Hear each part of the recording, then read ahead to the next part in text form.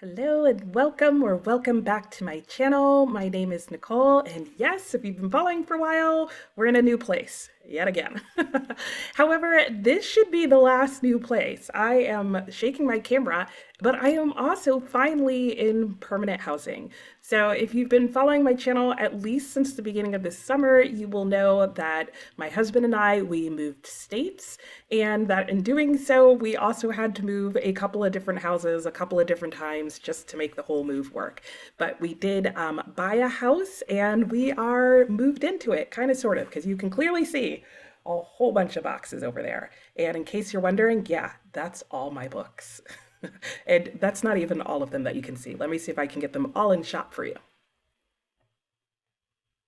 Anyway, let me go ahead and start talking to you about what I've been reading. Now, I do have to admit, I did do some pre-recording, so while everything I've talked to you so far has been about what I've read in the month of September, it's for me actually been 2 weeks since I've updated you, even though you got an update a week ago. Don't ask. That's just what happened. Let's talk about it. The only reason I mention it is because it's going to seem like I read a lot of books since the last update, and I did. However, it wasn't just 1 week of reading. So that's my caveat to this.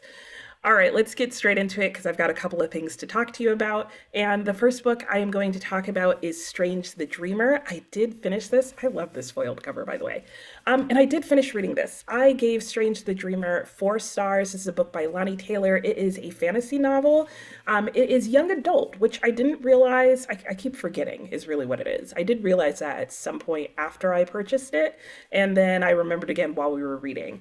And this book is about Laszlo Strange, who is growing up in what really feels like a pretty normal city, except there are alchemists and people who are doing all sorts of other things, and there's rumors and fairy tales of magic. But Laszlo's really one of the few people who's convinced that magic is more than just a fairy tale, and he's just kind of trying to make it in life. He's an orphan.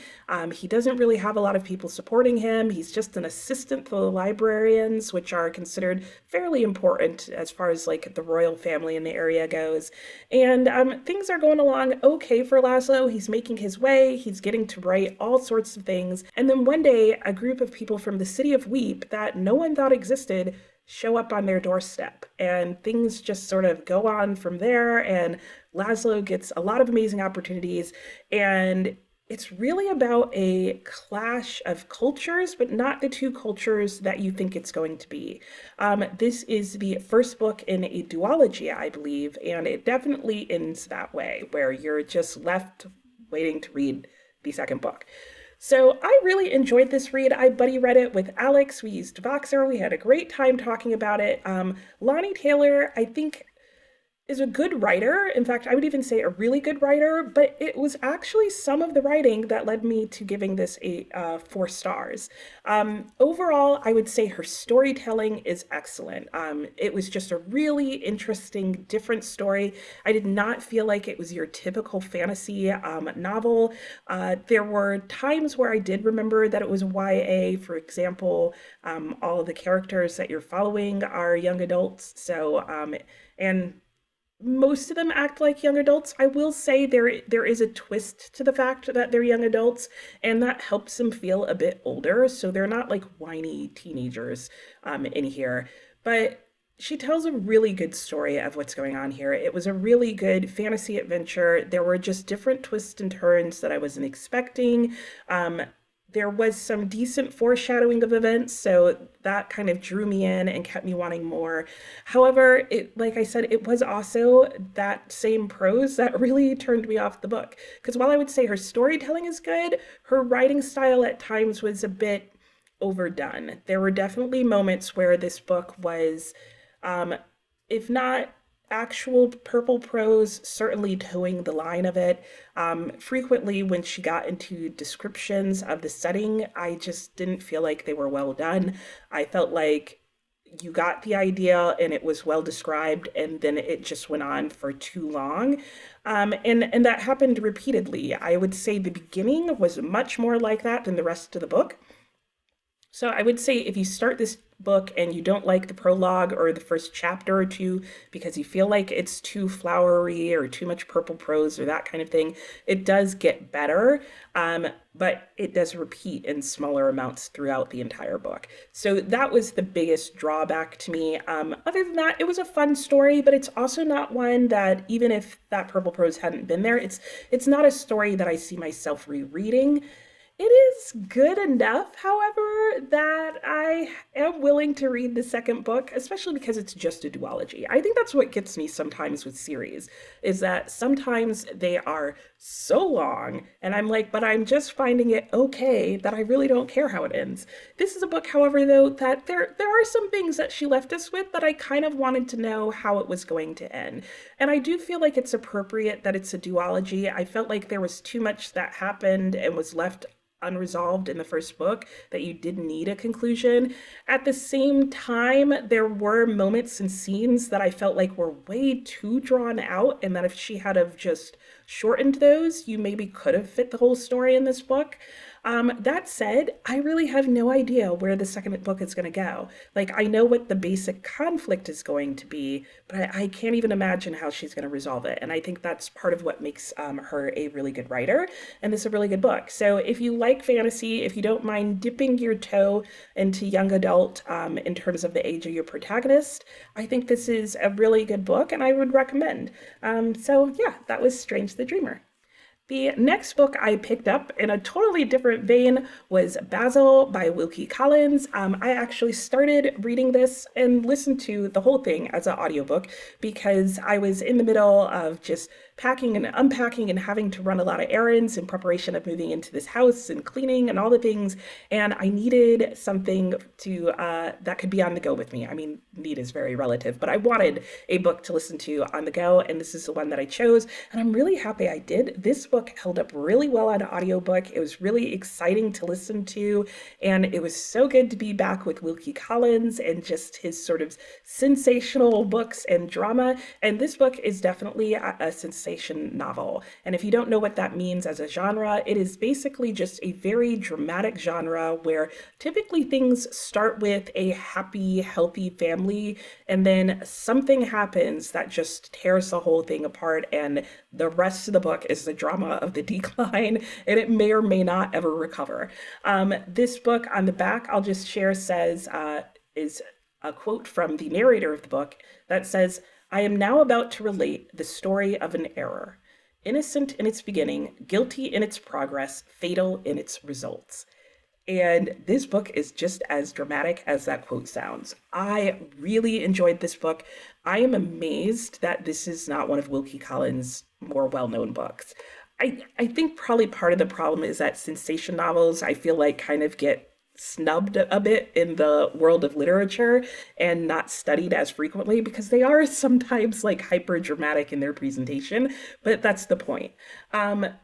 That said, I loved this. I think this is definitely one of my top like 3 or 4 favorite novels by Wilkie Collins. So if you enjoy his writing, I would definitely give this one a try. It's a shorter book. I would even say if you want to try Wilkie Collins and you're intimidated by some of his longer works like The Woman in White, or you're not into sort of detective fiction like The Moonstone, this is a great book to start with. It is 340 some odd pages in this edition. The print is kind of small, admittedly, and my used copy is like so yellowed. So I will say in other editions it is probably longer, but again, you could do this on an audiobook. Because it's a sensation novel, they're generally medium to fast paced, just depending on, you know, what you consider medium to fast paced, but the plot keeps moving, things keep happening, it's super dramatic, and so it just keeps you moving through the story. I'm not going to say much about what this book is about other than it's the story of Basil and how things fall apart with his family, with him and his family. And Wilkie Collins, per usual, gives you a couple of different perspectives, but by and large, surprisingly, in this novel, he stays with just the perspective of Basil through the vast majority of it. And this book is written as Basil telling the story of how things fell apart with his family in what feels like letters. It's not really explained at the beginning of the book who he's telling this story to and why it feels like it's letters or a notebook or whatever that he's writing. But he is, Basil himself is telling the story. He has a great narrative voice, and you just follow him along through all the highs and lows and twists and turns. And I can't say enough good things about this book. I highly recommend it. It would be a great book to read during Victober, because I know one of the prompts for Victober, which is a read-along happening in October, is to read a book by Wilkie Collins, and this is a great one to read. Once I finished that audiobook, I then found myself in need of another one, because I think it only took me a couple of days to get through Basil. It was a fairly long audiobook, but I think that just demonstrates how much time I was spending like wandering around using my hands and had my ears available, if you will. The next book that I'm going to talk about is one that I then switched to for my next audiobook, and that was Blackwater by Joyce Carol Oates. This is a very short book. I mean, it's short and the print is large. And it is 154 pages long. The audiobook was just a few hours long, and I was able to speed it up a decent amount. This is probably the creepiest audiobook that I ever listened to. I don't think that it was intended to be that way, but if you want to read a book or listen to an audiobook that makes you occasionally feel like you're drowning, I would recommend this one if that's something you're going for. What is Blackwater about? So Blackwater follows the events of what happens one evening in Maine when a senator takes a young woman out for a ride, and their road goes off a small bridge and ends up in some black water. And it is told from the perspective of the young woman, who in this book is called Kelleher. It's a very strange last name. And she is mostly sort of narrating her story, having flashbacks about how they got to this point. The structure of the novel is very unusual. It feels very surreal, and you frequently feel like you are in Kelly's mind, almost sort of experiencing like the flashbacks that you hear about like in the last like seconds of life. That is the sensation that Joyce Carol Oates gives you in this book. And in that sense, I thought it was amazingly written. Outside of that, there were things about the book that I otherwise found were just kind of okay. There were times where I was impressed by the style, and other times where I just felt like it was weird and off. I felt very uncomfortable and kind of ill the entire time I read this, and I don't know if that's the author's intent, but unfortunately it led me to not enjoying the reading experience. And it's not that every book is enjoyable, but usually if it's like a sad book or a very traumatic or I don't know, like touching story that's being told, you may not feel like you enjoy it, but you feel like you got something out of it. I feel like a lot of what I got out of this book was just a feeling of discomfort. And I don't know. I don't know how else to explain it other than that. I ended up giving the book 3 stars. I thought it was okay overall.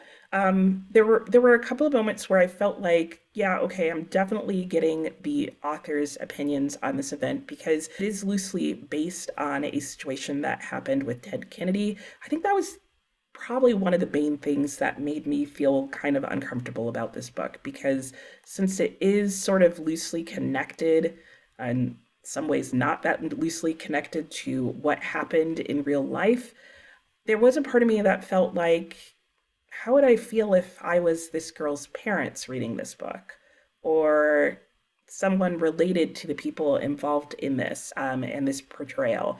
Because she definitely made some attempts at fleshing out some of the unknowns, and I didn't know how I felt about those. I didn't know how I felt about the characterization of Kelly Kelleher. So yeah, I think those were the majority of the things that made me feel uncomfortable about the book. So I guess in the long run, I was uncomfortable about the way the characterization in this book worked out. I didn't think it was a bad book, but that was kind of what led me to giving it a 3. So after those two audiobooks were done, I did pick up and attempt two other audiobooks, and it just went downhill from there, guys. And I will talk about in a moment why you're seeing all audiobooks and not a physical book, because I do have a physical book that I'm reading, and that will explain why I was also having an audiobook. Anyway, the next audiobook I picked up after I finished Blackwater is The White Tiger by Aravind Adiga. This is the winner of the Man Booker Prize in 2008. This book is about a gentleman named Balram, and he is from the lower class and caste in India, and he's kind of sharing his story to the Chinese premier, which apparently that never gets explained why, about how he became a really wealthy entrepreneur. So you have this lower class, poorer Indian man sharing his story throughout this novel. The narrator is an older white man putting on his accent, sharing this story.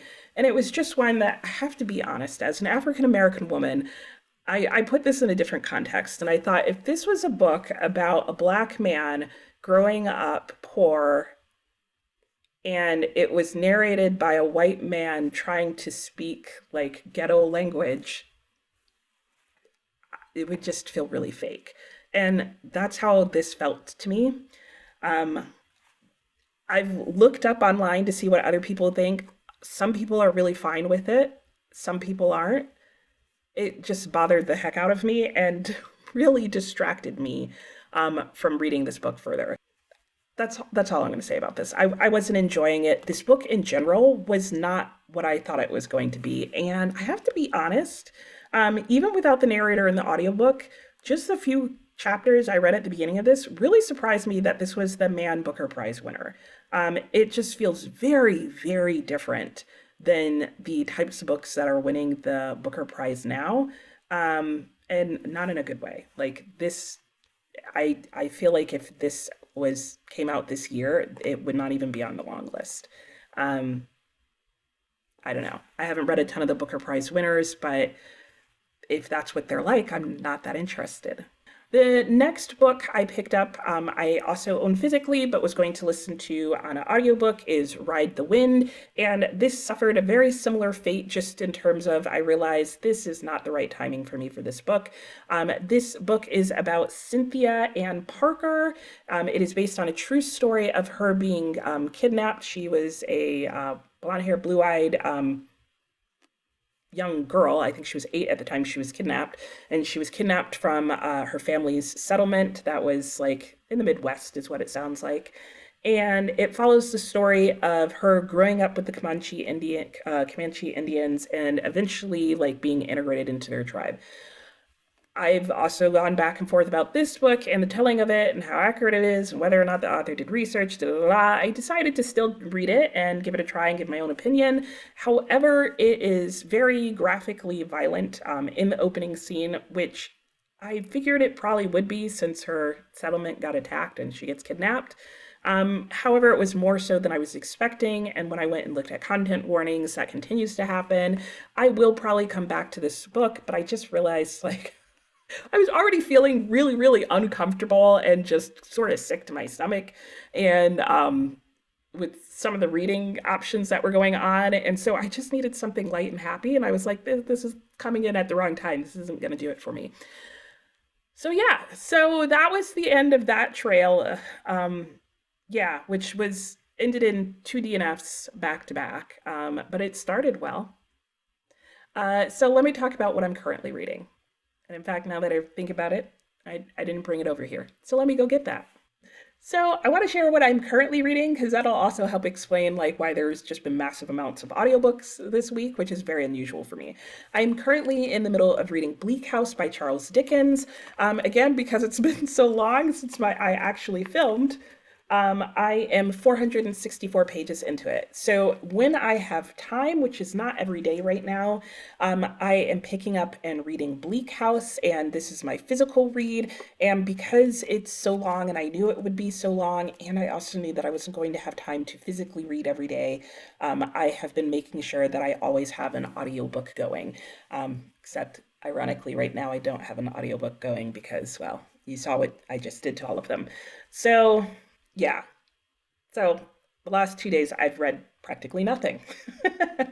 That said, Bleak House is one of Charles Dickens' more well known books. I feel like this is one of his works that a whole bunch of people absolutely love. For some people, it's their favorite Charles Dickens. I don't think, again, that he's going to get there with this one for me, but I am enjoying it. I do like it. I feel like it's probably in the low four for me right now. Like it's got a long way to go to get to a five. I still have a long way to go, so it might get there. Did I talk about this book last week? As I'm saying this, I feel like I already talked about this. Maybe you guys already know that I'm reading Bleak House. So I'm going to keep it short because I don't have much else to say about it other than I'm halfway through. I'm enjoying it. I look forward each day to getting some time to read it. That said, it still takes me a while to get into and it can be kind of tiring for me to read. I don't know why. I did at one point start listening to the audiobook of this, but I have to read it for a while physically before I can listen to it on audiobook. I also don't understand why that happens, but it's good. I would recommend it, I think. I think that's what's going to end up happening, and I think it's probably going to stay a four. So hopefully by next week, when I do another weekly reading wrap up, I will have finished this book. So that is it for today. I am so happy to finally film this because I was just thinking this is so many books to talk about, more so than I normally have. And I was like, do I even remember what happened in Strange the Dreamer? Do I even know what I talked to you guys about? No, not really. But I'm going to stop talking now and let you go. So let me know what you are reading and working on this week, and I'll talk to you next time.